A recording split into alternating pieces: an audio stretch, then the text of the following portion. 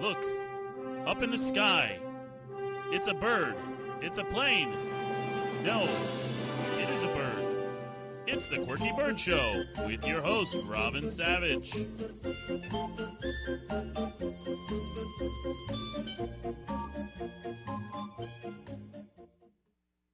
Hey everybody, this is Robin Savage here on the Quirky Bird Show. We talk about hey Nolan, can we adjust her headset?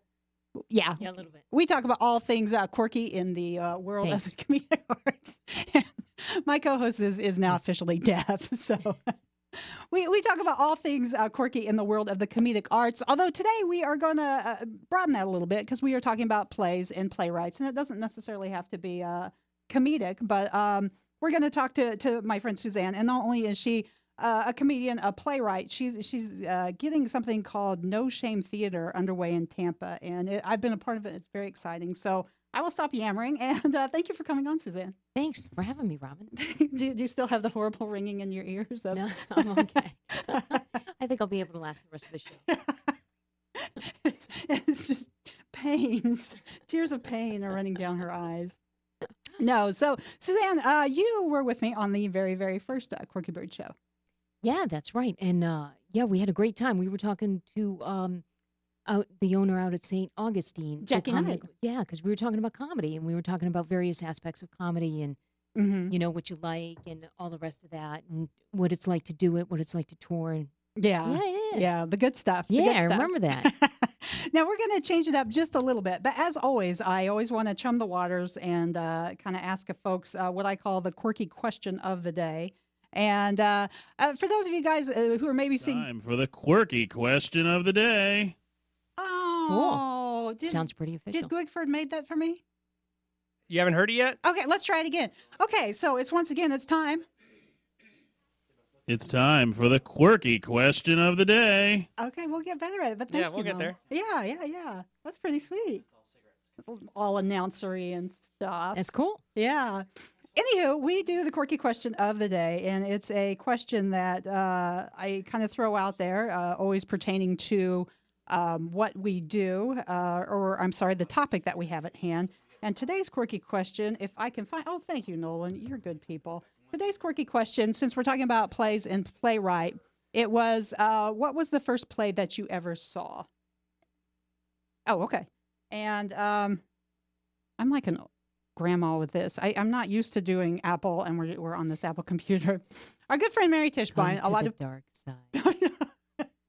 Mac wants you. My good friend Mary Tischbein, a lot of people know her as Long Island Mary. She said her very first play that she remembers was about in elementary school. The first one she remembers was about recycling and trying to stop big corporations from destroying the planet from her tree-hugging hippies in the 1970s. So that's hilarious. It is. Not much has changed because, there's, corporations are still ruining stuff. The planet, right? Yeah, we're still making plays about it. But she said her first real play, she said she's not sure because she grew up in Long Island, so her parents, it sounded like, took her to Broadway quite a bit. She thought maybe it was The King and I. What was your first play? Oh my God, it was for an English class in high school, and the English teacher took us out to Hartford Stage because I was born and raised in Connecticut. Oh, okay. Yeah, and he took us to see the Glass Menagerie at Hartford Stage. Oh, yeah, that's a good play. Yeah, it was. I kind of think the girl was a little bit weird, which it was, but I mean, yeah, I really loved it. I fell in love. I totally did. I thought it's the most awesome thing. So you could remember distinctly. Oh yeah, totally. Yeah. Yeah, it was really good. And I knew that I would see plays, and I did when I was in college. I went to Penn State, and everybody had football tickets, season tickets, and I didn't. I had season tickets for the theater. You went to Penn State? I never knew that. Yeah, I went to Penn State. My God, that's a. She's going to be back for a whole other Quirky Bird show and a whole other topic. We get all political. Real quick, just a couple other shout outs. My good friend Karen Fitzgerald, she says she doesn't quite remember her first play in school. She was going to have to get back with me. So I even kind of changed it up. I was going to say, even tell me your favorite play, because that was going to be my first quirky question of the day. So then our good friend Mary Tischbein. Oh, I'm sorry. Let me ask you, did you do plays in school? Were you in a play in school? I did only one play, and they did an evening of one acts, and I did The Man in the Bowler Hat. Do you know that play? No.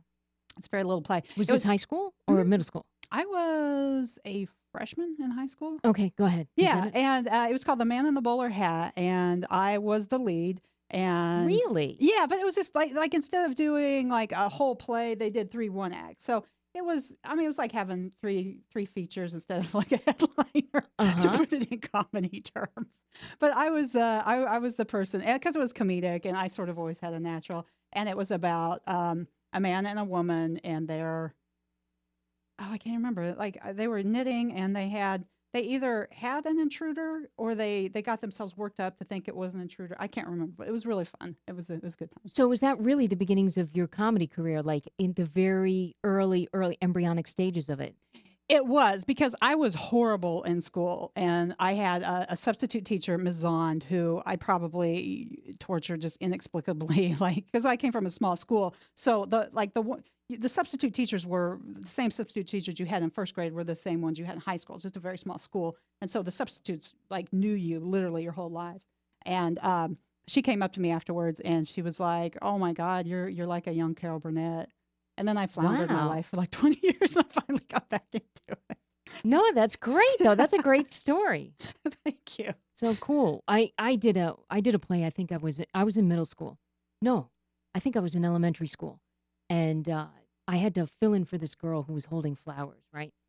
And I had so much fright. Like I didn't want to do it, and they put me up there because she got sick, and I had to hold these flowers, and I was so scared. It was a bouquet of flowers, and I held it right in front of my face. And I remember looking at the audience through these flowers, because I was so scared. And I remember my mother, I kept looking at her, and her hand kept going down, like pull it down. I was like, why is my mother making that weird thing? I didn't realize till I got off stage. I was totally traumatized. I was like, that was like not a good experience for me. That is awesome, because you're on stage all the time. Well, I mean, the beginning of comedy definitely felt like that. That's for sure. Yeah. Put the flowers down. Suzanne, what? I can see you through these flowers. What are you doing, Mom? You're embarrassing me with that thing with the hand. Just one shout out. Lee Willis, my good friend, he's co-hosted here once before. He said probably Snow White back in kindergarten. The only one he remembers was Spam-A-Lot, which was awesome. Wasn't Spam-A-Lot like a Monty Python? Oh, yeah. Okay. Yeah, that's recent, Spam-A-Lot. Oh, was it? Okay. Yeah. Okay, That's hilarious. That must have maybe been his favorite. And then when I threw out favorites, our good friend Long Island Mary, she said Guys and Dolls with Nathan Lane. You Broadway girl. That's so great. Mary Tischbein would say that, That's hilarious. Now, what's your favorite play of all the plays? I don't like my things have changed for me for what I liked. I mean, I liked there was a Carol Churchill play that we read this summer. I also like Buried Child by Sam Shepard, but that's really dark. Oh, is it? Yeah, those are really dark, and that's kind of like my dark side coming out. If it's depressing and it's dark, I like it. You know what I mean? Not the ones with the hat and the jazz hands and stuff. No. I got to feel like somebody understands my pain. Walk out of the theater, I feel a lot better. Let's go have a drink. You know what I mean? There's other suffering people in the world. I'm happy now. That's right. That's why you watch Oprah. Oh, it is. I love Smithy Oprah. You're so funny, Robin. No, but to recap a little bit, because I really want to talk about a No Shame Theater, but I feel like you just can't put it in the middle. I feel like we have to go all the way back to your embryonic stage, how you became what you are, how you found No Shame Theater, and why you brought it to Tampa, and what you want to do for it there. So. Okay, well, actually, No Shame Theater was a part of my graduate MFA playwriting program in Hollins University, and the program director there, Todd Riestow, is one of the founders of No Shame Theater. Who's going to be calling later on? Yes. He founded it with Jeff Good, another playwright at Iowa Playwrights. They started out of the back bed of a truck, and they started it in 1987, I believe, and they were basically looking to do whatever you wanted to do on stage. It had kind of like a dare to fail concept. Mm-hmm. And so, they eventually, I guess the school administration said, okay, you can bring this inside. So they brought it inside, but it became very popular. Okay. And since 1987, they've had it, like I do the Tampa chapter, essentially, is what it is. Just kind of like it's one aspect of No Shame, carrying on the tradition of dare to fail, do whatever you're going to do on the stage and see, kind of throw it up on the wall, see what sticks. And so they have chapters all over the United States. It's really actually a pretty big thing. So I was thinking it was newer than that, but because I am so new to all this, I guess I just assume everything's new. But I didn't realize it was going on since 1987. But is it only in select like cities or colleges, or it's all over the United all States? over? Yeah, I guess you could say select cities, but it's like select cities all over the United States. Okay. Yeah. Okay. Very cool. When I went to it, it seemed something comparable to like an open mic for playwrights. It wasn't like the main show. It was just sort of like more like a workshop. Like I wrote this and I want to see it done, or I want to do it. I mean, what are the rules of No Shame Theater? Exactly. I mean, we ask people to bring in 15 scripts. We take the first 15. The script has to be 5 minutes or less. And it is kind of open mic-ish in a way where when you talk about open mic from a comedy developmental standpoint, you're testing your material against the audience. Essentially, with the script, you can see how the audience is going to deal with it, like how they're going to react to it. So that's really important. And also to get actors involved in reading and also performing. So it's this combination of the writer, the actor, and the audience coming together to create this awesome experimental theater that has a very quick kind of feel to it, because you're getting 5 minutes of this piece and 5 minutes of that piece. It's really great. Okay, and so I have noticed since just the couple months that we've been doing it here in Tampa, that some people will just like have like I've never wrote a play before. I just had this weird idea, so I wrote a play, and that's what I did. And if I ever do it again, it probably won't be in tandem with the other one I wrote. But some people who are like writing long plays sometimes take chunks of their play and bring it in No Shame. Does that happen as well too, or? Yeah, that happens. What we don't want to see is somebody like try and do like different pieces of the same play in one night. Okay. You know what I mean? Like 5 minutes of the first half. But if they wanted to bring like in consecutive months, that's fine. But we're looking for the originality and the difference, and that's part of what makes it really great. You'll get somebody who rants, you get somebody who does comedy, you get somebody who does a serious scripted dialogue, then you get somebody that does comedic scripted dialogue. It's great. Oh, absolutely. Absolutely. I was going to say, I have really, because when you explained it to me, I was like, well, that sounds cool. And then when I went to it, I was like, this is really cool, because, the playwrights are like, hey, do you want to read my script? And so you're up there. And then, the one script that I had, I was telling Suzanne, because I sort of made it funny, although it wasn't. It was funny. Yeah. Although it wasn't like a waka, waka, waka. I mean, it was kind of serious, but it had a lot of funny aspects to it. And in my mind, because I wrote the character, and in my mind, I knew I wanted you to do it. Screaming at her kids. Thank you, Robin. And so I was like, I know Suzanne, and she just cracks me up, and I know what she's capable of. And so I wrote it, and I was like, you have to do this part. And when she did it, it was really funny. And I thought it was funny, but like people were there was a couple people not paying attention. And I was telling Suzanne, like, it upset me because I was an outsider looking in. It was two people doing the words that I wrote. But when I'm the opposite, when I'm standing on stage, like to the world, and people don't laugh, I sort of like, oh, they don't like me. I did something wrong. But it was like I almost got like upset, like, hey, this is funny stuff. I mean, you said it real funny. You guys should be laughing. So you do get like a different aspect watching your words rather than performing. It's like almost like an outer body experience. It is. It's so true. It's your baby. It's definitely your baby, and you're watching your baby. And if the audience doesn't react in the way you are kind of anticipating that they'll react, you're like, hey, that's my baby. It's a very touchy situation. Which, yes, I know as comedy, you definitely internalize it on the fly as it goes. You're like, they don't like me. They don't like me. They do something. Danger. You got to do something else. Yeah. But you don't, because I think in a way you also don't, because you're not stepping outside of it in comedy, you don't have time to think like, hey, because you don't have those thoughts in comedy until after you finish the show, and you're like, hey, these people, hey, what was wrong with that audience? But you do think it then. Yeah. But not what you don't have the luxury of that with comedy. Exactly. But yeah, definitely when you're sitting in the back and you're watching how an audience is reacting to your words, it's like, yeah, it's totally different. It's pretty ball busting too, Oh, yeah. Very, very much so. Very much so. So, yeah, we started doing, I'm now a co-owner of a no. This is what we want. We want to find new playwrights. That is what the whole thing is also about. You But know? it's a fairly new concept, at least for Tampa. To my knowledge, you're the only one who brought it into the Tampa area. That is correct. And we have houses that do plays. They do new plays. That is for sure. But there's nothing that is as dynamic as No Shame Theater. It's original and it's experimental, because anything goes.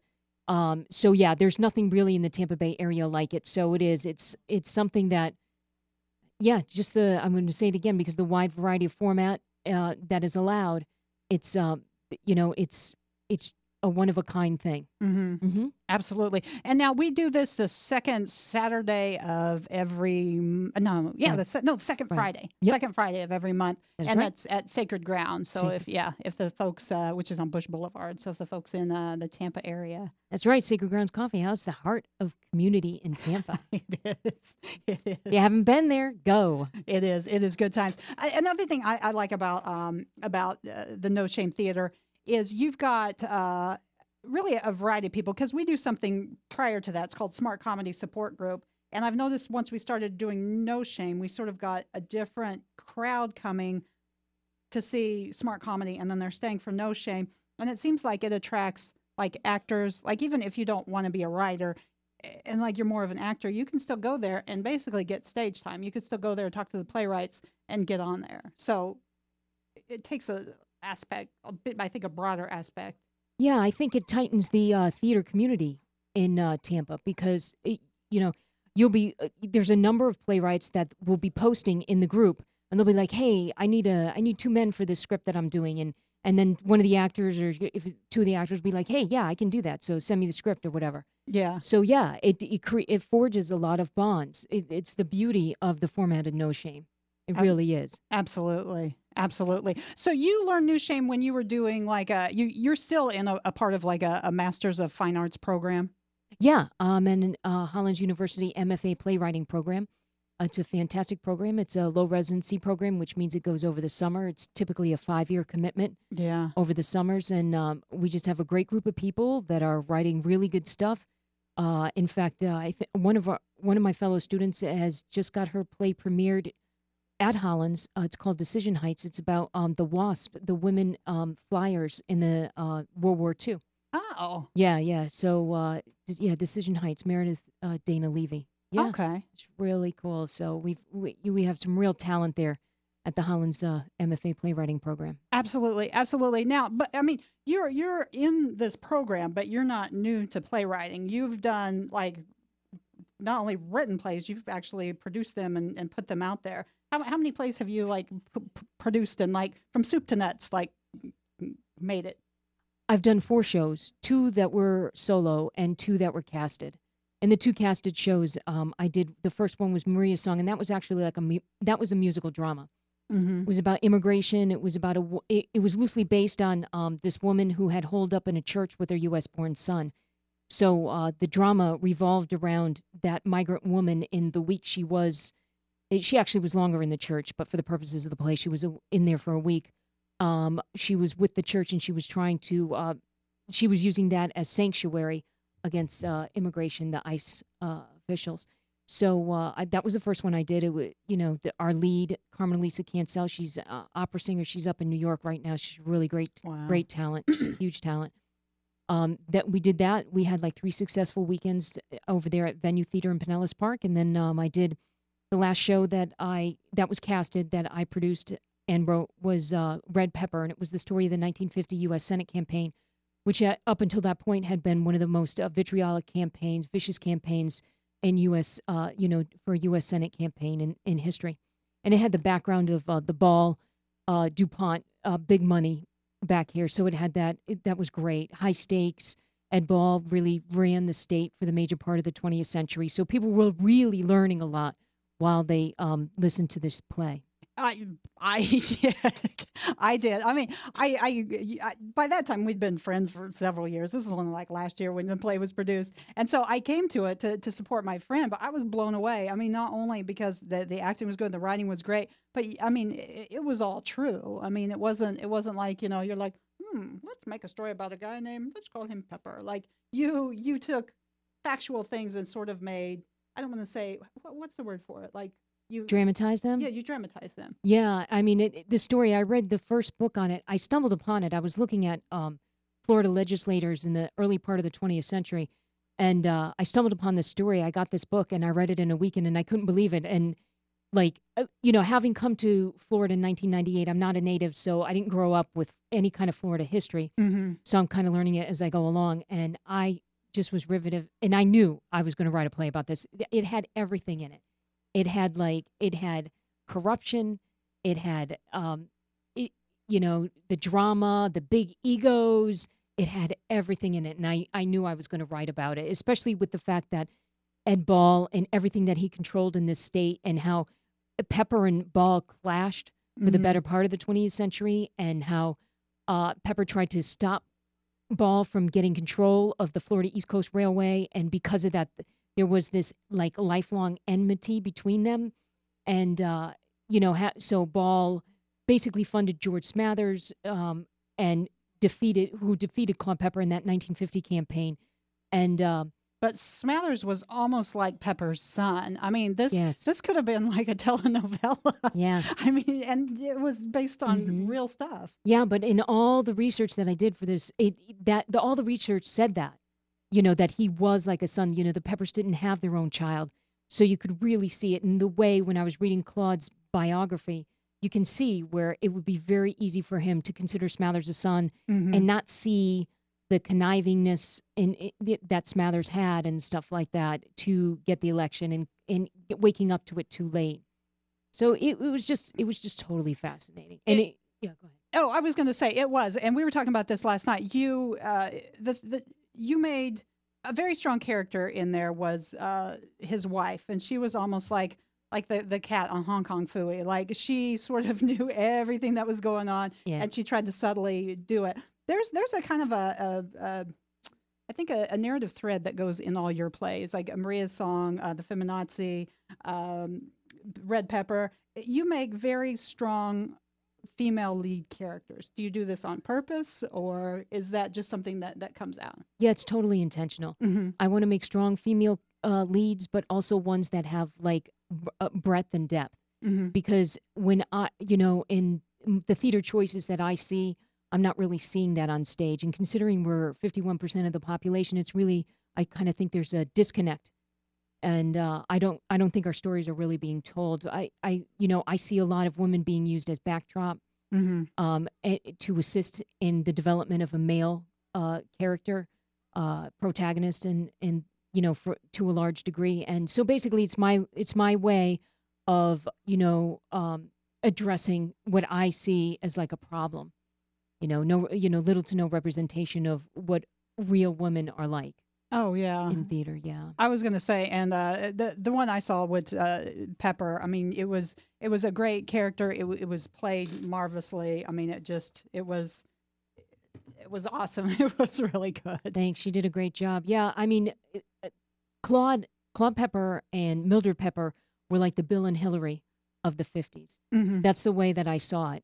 And there's no way that a woman is going to be married to a man like that and not be instrumental in his career. I just didn't buy it. I didn't see, there wasn't a lot written about Mildred, but I looked at those pictures really hard.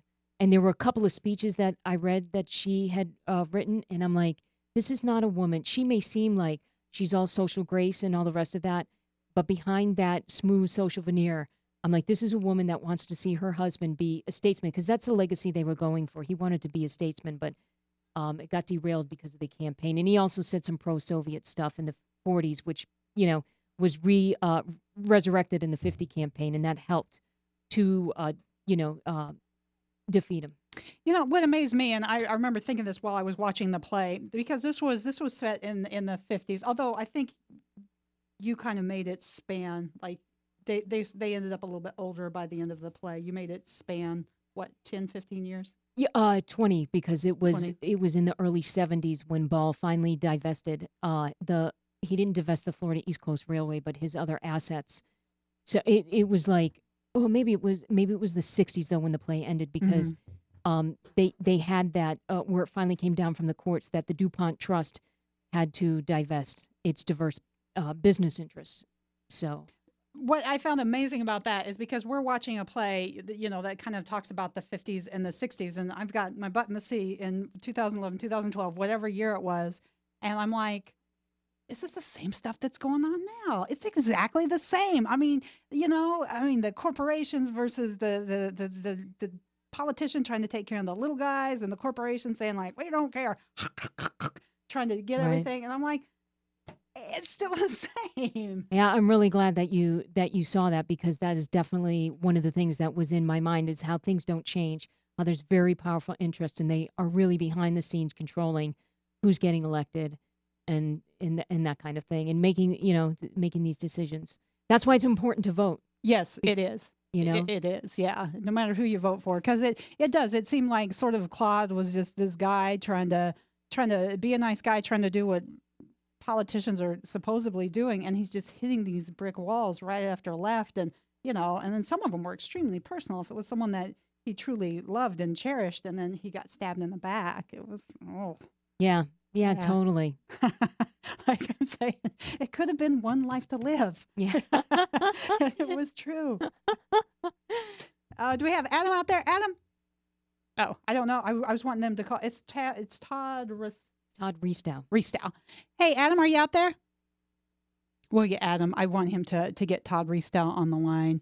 I gave him a little slip of paper to give Todd a call. But yeah, I'm interested to meet him. Now, has he ever seen your full plays? How is he in associate? Was he one of the professors at Hollins, or? Yes, he runs the program. He's the head of the program, and he's also one of the instructors. Okay. Yeah, so he's read my work. He hasn't read a full play because I haven't submitted a full play. I was just in my first year. Okay.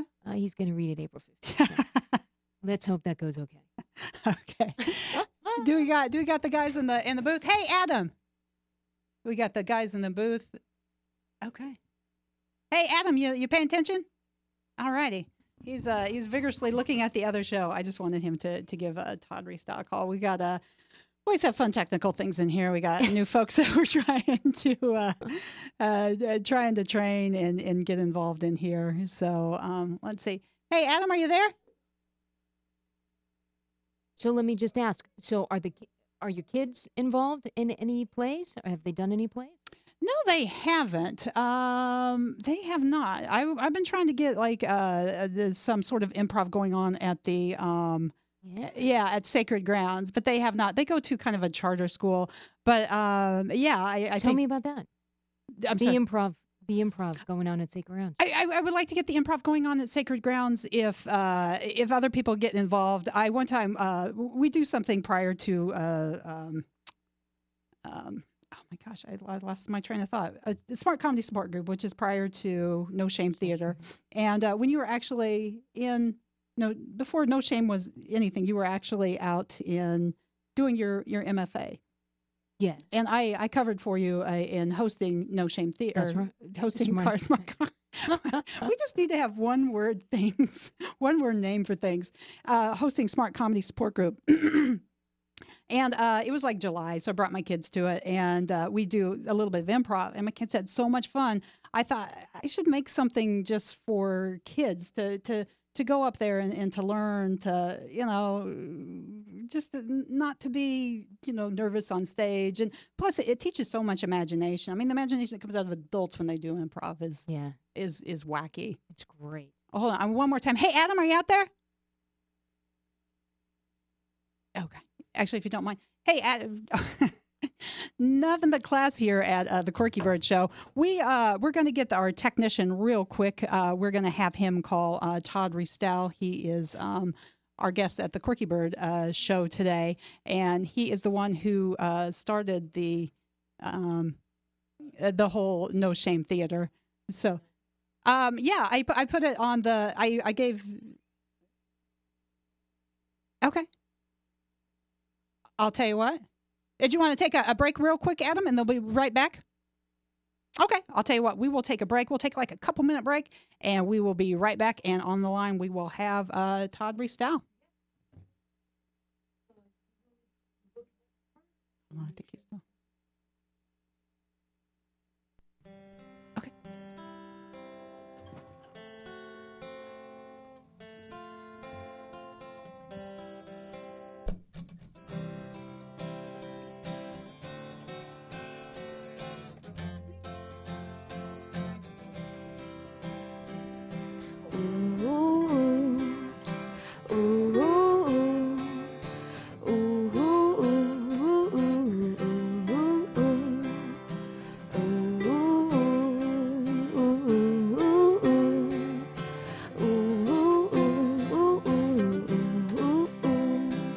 You're beautiful Okay.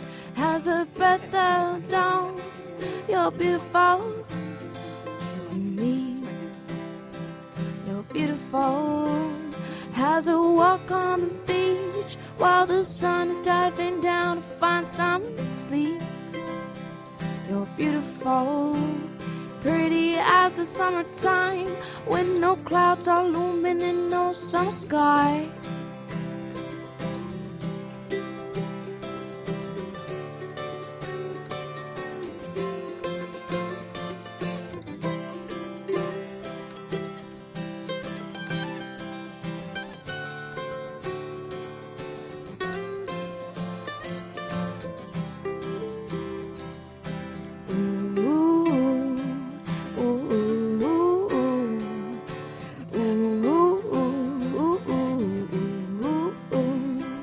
You're beautiful as a newborn child when the world is new and everything's okay.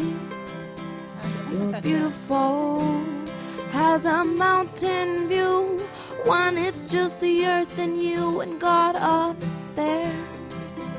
You're beautiful as the ocean is wide. You're beautiful to me.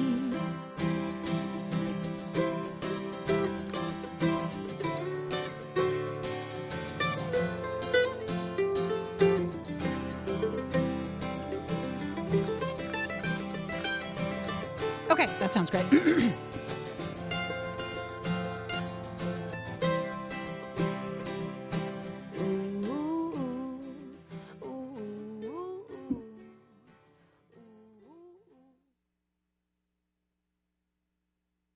All right, we are back on the Quirky Bird Show. I think we still got the music. The music's still on. We're still hearing our We're ear. hearing it.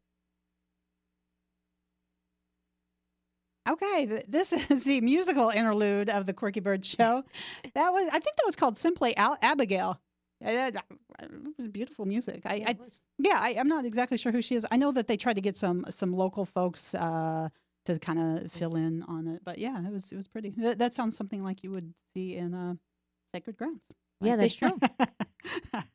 That's true. We have a vibrant arts community here in Tampa. We do. It's huge. We do. Yeah, Mhm. I'm always so amazed. Every aspect that you start meeting people, like the musical aspect, and you always kind of see them, and now the theater aspect. It's just, it's unreal. The kind of the amount of talent that we have It's true. here in the Bay Area. So we're gonna have Todd Ristel. Our folks are gonna call him in a second. We are talking about, for those of you who missed us during the Ristel. commercial interlude. We are talking about, to Suzanne Willette and soon Todd Ristel, we're talking about No Shame Theater, and it's experimental theater here in the Tampa Bay area, which is new, but did it get, I thought I read he started it first in Ohio? Iowa. Mm-hmm. Oh, okay. Yeah, they were 2 Iowa playwrights. 2 Iowa playwrights. Mm-hmm. Okay. And they That's my started- neck of the woods. Yeah, that's right. They started on the back of a truck, and I guess they were doing it, if I remember correctly, they were doing it in the middle of winter, so it was really freezing. Iowa gets really cold in the middle of winter. My father has lived in Iowa for years, and like I lived in Missouri, but Missouri gets really cold, but not anything compared to Iowa. So Yeah. the fact that they were doing it in the back of the truck, I give them kudos. Oh, do we have a Todd on the line? Okay. Cool. Todd, you on the line? Todd, are you out there? I'm here. Oh, hey, thank you very much for joining the Quirky Bird Show. How are you doing today, Todd? I'm doing very well. It's my pleasure to be here. Oh, it's our pleasure having you. We were talking a little bit about the whole No Shame Theater and how you got the start. Suzanne was telling us you started in Iowa in the back of a truck. Is that right? Well, like so many things that have started in Iowa in the back of the truck, No Shame, yes, began that way. I don't know how much Suzanne told you about the origins in the misty past, but it all started in 1986, October 3rd, actually. 1986 is when the first No Shame performance happened. The playwriting program at Iowa used to have this thing called Midnight Madness, and it happened at midnight in an abandoned math classroom on the Iowa campus, and the only people who were allowed to write for that were the MFA playwrights, but they were required to write for it, and they had to write these short pieces every week on a theme. So like, it's a mystery, whatever that means to you, and then all the playwrights had to write these short pieces, and they were responsible for getting actors and directors to put them together on a week's time. And the actors loved it because it was a way to get involved in some experiential learning without having to go through the horrors of the audition process. Mm-hmm. And audiences loved it. People went up there, dropped their 50 cents in this, mason jar and took a seat, watched these weird pieces. And some really cool people were doing some really cool things. And people were getting a lot of experiential learning doing it and networking. And they got to work one-on-one with the playwrights and the directors. And it was all great. Then we got a new group of MFA playwrights in that were older and married and resented having to be required to stay up until 2 a.m. every Friday night as part of their degree program. And they felt that writing short pieces was a form that was kind of beneath them. And they started actively boycotting Midnight Madness, and they were purposely writing bad pieces. And eventually the department, after a few experiments to try and change up the format, said, okay, we're doing away with Midnight Madness. And there was this hue and cry from the undergraduate actors, you're taking our venue away from us, our forum. And my friend at the time, Stan Ruth, and I were passing a bottle of adult beverage back and forth in our tenement apartment building over a crock pot full of beans, and complaining about the undergraduate actors complaining about losing their venue. And I said, if these people had any gumption, they would write for themselves. They don't need fancy pants playwrights to write for them. And Stan said, yeah. And I said, you don't need a fancy pants theater space to do it. You can do theater anywhere. You could be like El Teatro Campesino and do agitprop theater out of the back of a pickup truck. And Stan said, yeah. And I said, I've got a pickup truck. We don't need to be ashamed of our theater. And Stan yelled out, no shame. And so that's where the name came from. And I went to the head of the playwriting program, Bob Headley. He was actually at the time chair of the whole theater department too. And I said, hey, Bob, how would it be if we did Midnight Madness style pieces out of the back of my pickup truck in the parking lot on Friday nights? And he said, as long as the department has nothing to do with it, I think it's a great idea. So Bob Headley deserves a lot of credit for not only being the first person to really say yes to No Shame, but also being the first to actively disavow any responsibility for it. And we did. We started, we pulled up the very first No Shame, we actually, we didn't really know what we were doing.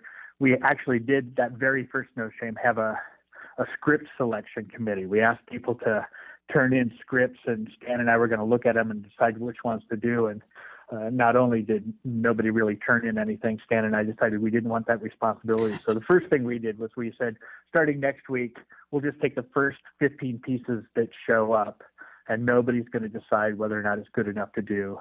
Okay. And we came up with some pretty simple rules, and the three rules that every No Shame around the country have are pieces have to be original so that there's no violation of copyright. Pieces have to be short, so there's if something crashes and burns, you don't have to look at the wreckage for very long. And then the third thing is things have to be safe and legal, or you can't break anything, including the law. But outside of that, you can literally do anything that interests you with anyone who is willing to do it with you. And we did that first couple of no shames in the parking lot there at Iowa in the back of my truck. We had a motorcycle headlamp for our stage light on one of those little red ramps that you use to put your car up to change the oil. So the headlight would actually shine into the bed of the truck, and we had to rev up the motorcycle engine between pieces to get the battery to stay powered for a full show. And the truck stereo was our soundboard, and then I drove my theater home at the end of every evening. And No Shame has been this really exciting experiential learning lab that has now spread like theater kudzu across the United States. At any given time, there's a No Shame, well, a dozen or so No Shames in active operation around the country. They spring up where there's a need, and when the community no longer is interested, the No Shame withers and goes away, and then a seed will have dropped into the ground, and somebody finds out about it, and they're like, "Oh my God, this is great! We need it again!" And so it pops back up again. We're a pernicious weed. It's like a theater version of Mary Poppins. It just sort of goes where it's needed to be. That's what we are. We are Mary Poppins. I mean, what I like to say is that No Shame is your theater. You can make it whatever you want it to be. And one of the best things about it for me is that it's a place where you can dare to fail, and that doesn't mean that failure is your goal. Mm-hmm. But we wanted to create a venue where fear of failure wasn't the biggest obstacle to attempting success. So, it's not a place where going in and not being sincere in your attempt to succeed. If you're not sincere in that, you might not get as much support. But we want you to come on in. As long as you are interested in being part of the venue will become part of you. I was telling Suzanne because I'm a comedian, and it very much so reminds me of open mics. I mean, it's just like, hey, yeah, I mean, it is an open stuff. mic for performance. Mm-hmm. But where a lot of No Shames go horribly, horribly wrong, crash and burn and don't last, are the ones that think that it's like the Gong Show or American Idol or American. They have this like contest format that is judgmental, and it's not that kind of a showcase. It really is a place where everybody is coming. Audience, performers, and writers are coming to literally change places over and over again through the whole evening. And so there's a No Shame that offers a prize for the best piece. That's going to fail immediately. Or a No Shame that has a really tight clique, and it's the same people performing every night, every Friday night, or whenever it is that it's happening. People are going to not be inspired to write their own thing. They're going to say, "Oh, people are going to give me a show every week. Where's my show?" And No Shame really isn't like that. It's a place where all kinds of weird stuff can happen. And I've seen No Shames where it's a lot of liberals, or I've seen No Shames where it's a lot of conservatives. I've seen No Shames where there's street preachers who come in and practice their thing, and then they're followed immediately by a cross-dressing magician. It's a place where all of the local subcultures feel safe coming together and meeting each other through their work. Now that is tremendously exciting. Now, what's the strangest thing that you've ever seen on a No Shame theater? I have seen. I've been doing this for decades.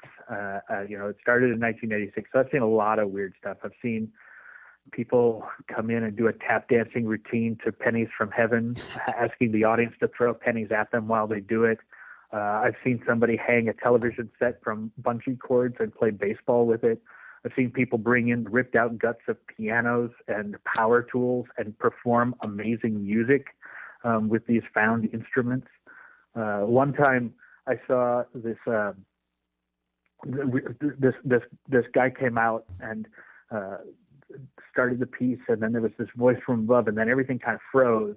There's this long, uncomfortable pause, and you heard this panicked whisper from up above, I lost my contact. And without missing a beat, the entire first row of the theater crept onto the stage on their hands and knees, and as a group, without even being asked, crept across the stage until somebody found the contact, and then the guy rinsed it off and washed it, and he finished with his piece. But his piece was nowhere near as interesting as this incredible gesture by the audience to help him retain his vision. That's great.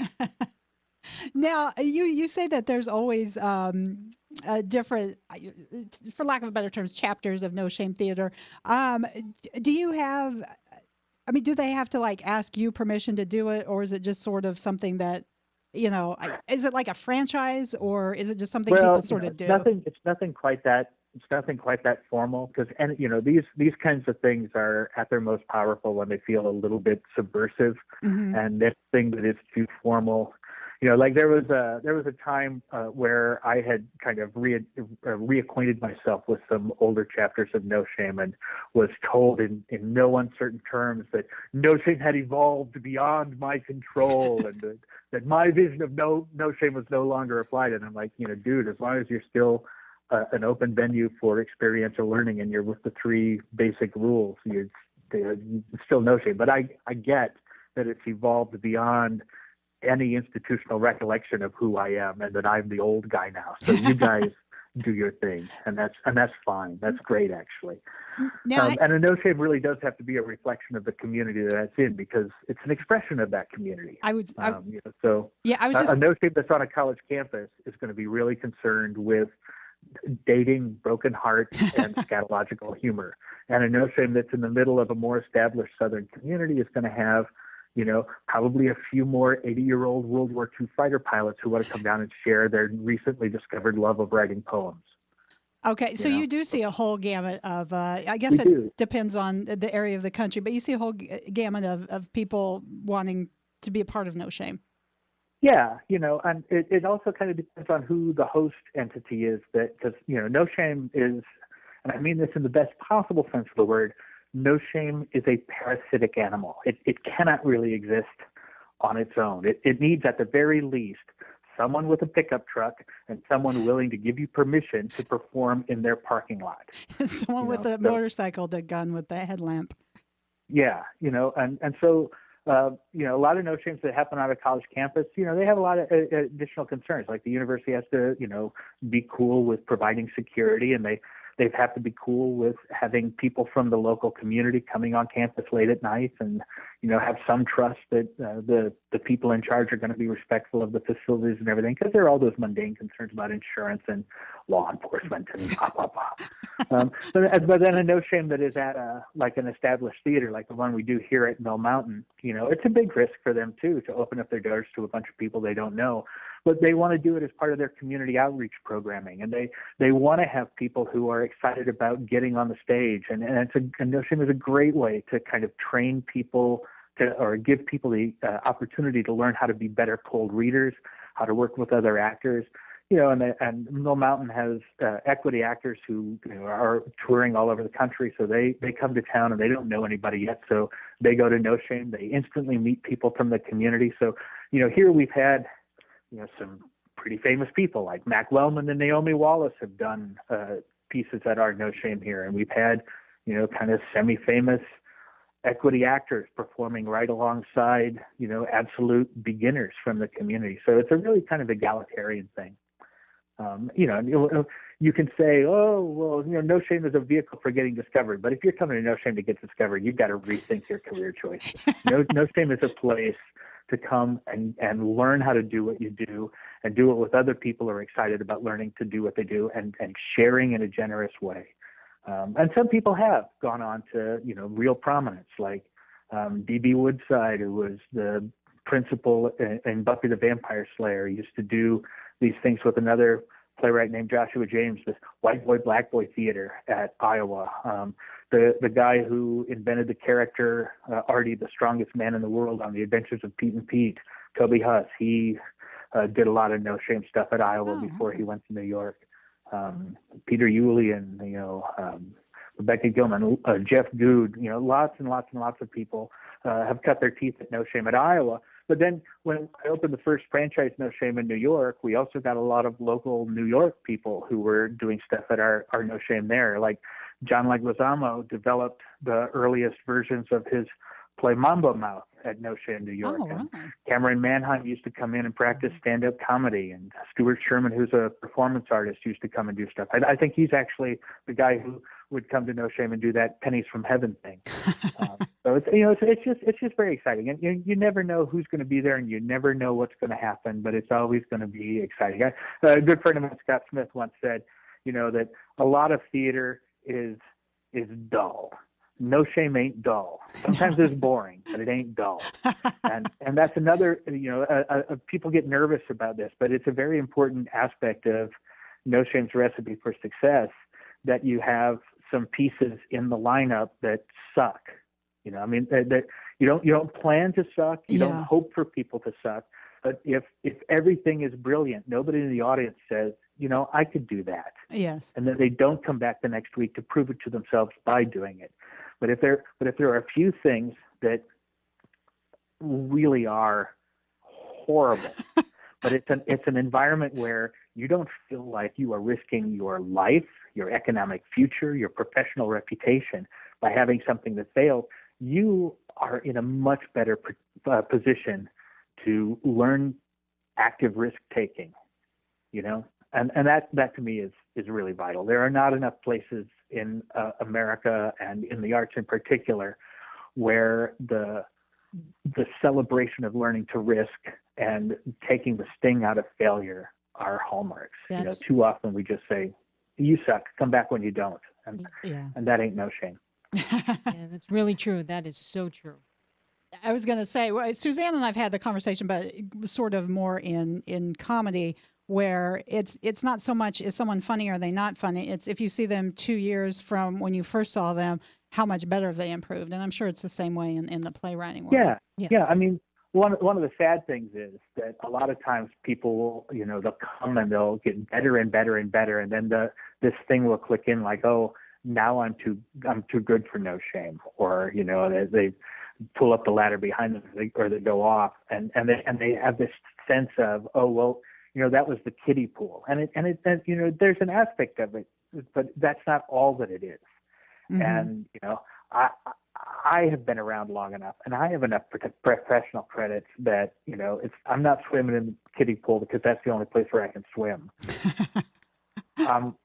I'm there because I want everyone to learn how to swim. I want everyone to love swimming. I want people to love watching swimming. Yes. And I want other swimming instructors to hang out at the pool with me. And there's nothing more dangerous than an overextended metaphor. So I don't want to go too far with that.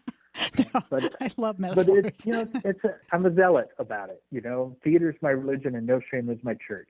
And now to go back to your original question, if anybody out there wants to start a No Shame, you just have to convince me that you will stay within the core philosophy of it, that you're not trying to start your own gong show, that you'll try and recruit lots of different kinds of performers from lots of different communities in your constituency, and that you'll read the online manual. If you go to www.noshame.org, down at the bottom there's a little link that says How to No Shame. And it's a manual that Jeff Good and I cooked up to help people figure out so they don't have to completely reinvent the wheel in setting up a structure. And there are tips on how to approach a theater to host you, and what some of the common pitfalls are, and even some sample scripts to help you get started. And if you agree to do all of that, and you agree to credit me as the inventor of No Shame or the founder of No Shame or whatever, and just kind of keep me posted on how it's all going, that's all you really need to do. Absolutely. We want more people part of the community. And that www.noshame.org is kind of a central hub where you can go there and learn more about the history of No Shame. Not that that's at all interesting, but you can do that. And then there are links to all of the other active No Shame franchises, and then an archive of No Shame franchises or chapters is probably a better word, that have sprouted up and then ended. So you can also kind of look at what other people have done. Okay, well, tell you what, Todd, thank you so much for calling in. We're kind of wrapping this up. Thanks so much, Todd. Okay. I was going to say, you gave us a world. Oh, no, it's awesome. You gave us a world of information. You gave us the websites. Thank you so much. I just, from what I've been with Suzanne, I've enjoyed No Shame immensely. So I thank you for having that, and I look forward always to the next No Shame. All right. Thank you very much. Okay, Thanks, thank you, Todd. All right. Bye-bye. Bye-bye. That was interesting. I love that. I love that it was from Iowa too. Everyone thinks us Midwesterners are kind of bland. Sometimes we can jazz it up. We can Shake be it fun. up. Yeah, that's We can be cool. good times. Well, thank you so much, Suzanne, for you coming in as well too. Thanks. Always an adventure. Anything you want to plug before we get off the air? Nope. Okay. Lady of few words. So yeah, if you guys want to join us here in the Tampa area, we are second Friday of every month. If you want to see some hilarity, come early to Sacred Grounds because we have Smart Comedy Support Group. Yeah, you can do improv. You can do anything you want. So, alrighty. Thank you. Thank you very much, Adam. And I think you can just sign us out. Alrighty. And tune in again next week for a week from next week. We don't have a Quirky Bird show. The studio is closed. So thank you, and we'll see you in 2 Tuesdays.